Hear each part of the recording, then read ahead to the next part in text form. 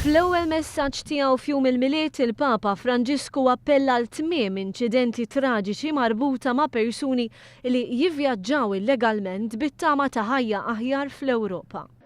Fa che i migranti in cerca di una vita dignitosa trovino accoglienza e aiuto.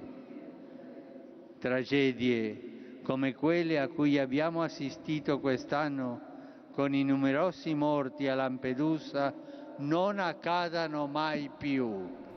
E kif indirizza eluf ta' pellegrini fi Pjazza San Pietru fil-Vatikan, il-Papa talab għal tmiem il-vjolenza fis-Sirja u pajjiżi oħra mifnija b'kunflitti.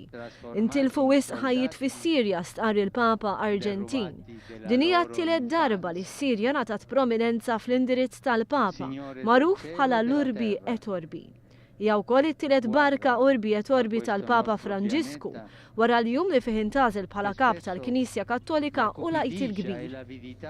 Il-Papa tkellem dwar il-vjolenza fir-Repubblika tal-Afrika Ċentrali li ddeskrivih bħala post mifni b'konflitti, vjolenza u povertà u li spiss jintesa' mill-komunità internazzjonali.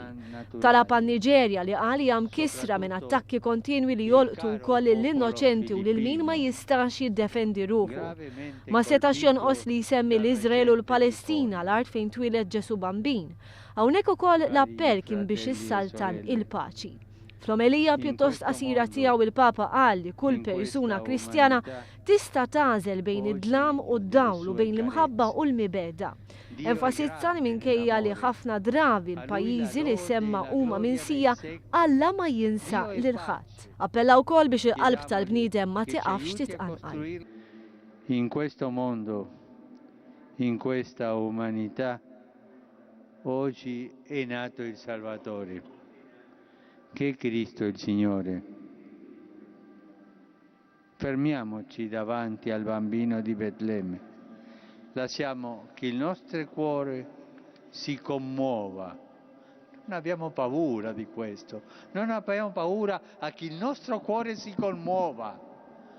Ne abbiamo bisogno. Din kienet fost l-ikbar folol li qatt inġabru fi Pjazza San Pietru sa mit-tlieta filgħaxija eluf ta' persuni, inkluż Maltin, inġabru qrib il-kappella ta' nattività għaċ-ċelebrazzjonijiet tal-miliet.